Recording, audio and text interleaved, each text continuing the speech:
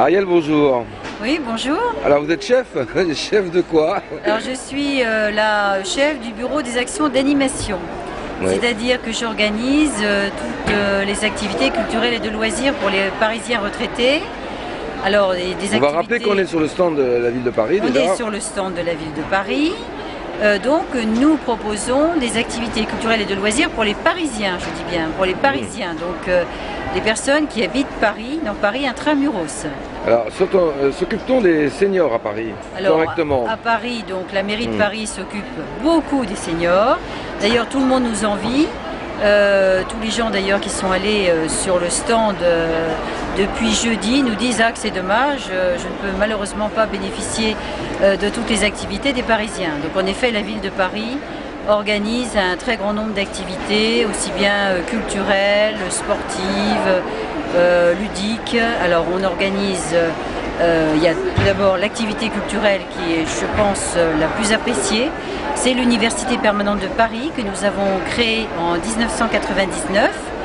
Donc c'est une université qui est permanente, c'est-à-dire qu'elle fonctionne du mois de janvier au mois de décembre avec 3 sessions, une session de printemps, d'été et d'automne-hiver, et qui propose toute l'année 200 conférences gratuites, des randonnées pédestres et des parcours découverts, des visites guidées, des ateliers et des activités sportives. Ça, c'est une grosse activité puisqu'on a 42 000 participations. Et tout Parisien peut, en effet, à partir de 55 ans, y participer.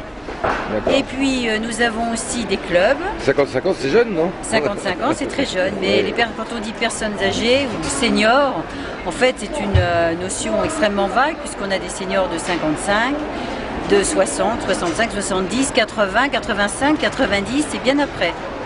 Alors nous avons également des clubs, 72 clubs, nous gérons 72 clubs. C'est énorme. Dans ces clubs, il y a des activités, une soixantaine d'activités qui sont gratuites. Et nous avons également des stages payants et des ateliers payants.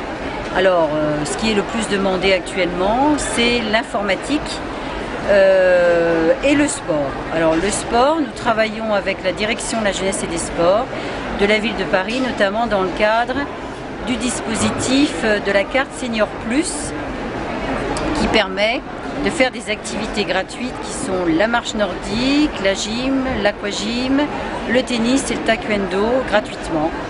Et donc ces activités ont beaucoup de succès. C'est dans le cadre de la prévention du vieillissement et des actions de promotion de la santé.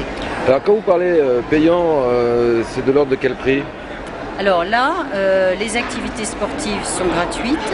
Pour les activités payantes, je ne peux pas vous donner de prix, il y a des barèmes qui sont fixés en conseil d'administration et les personnes âgées paient en fonction du montant de leur imposition.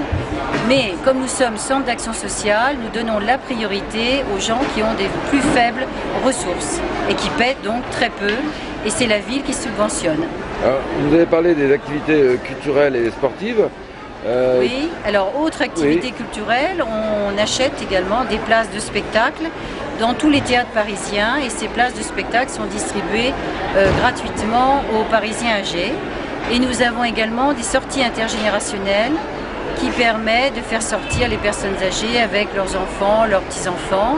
Et toute l'année, on leur propose des sorties dans les musées, les expositions, des croisières sur la Seine, des visites de sites, etc. Est-ce que vous avez aussi des activités qui engageraient les seniors, disons, dans le bénévolat?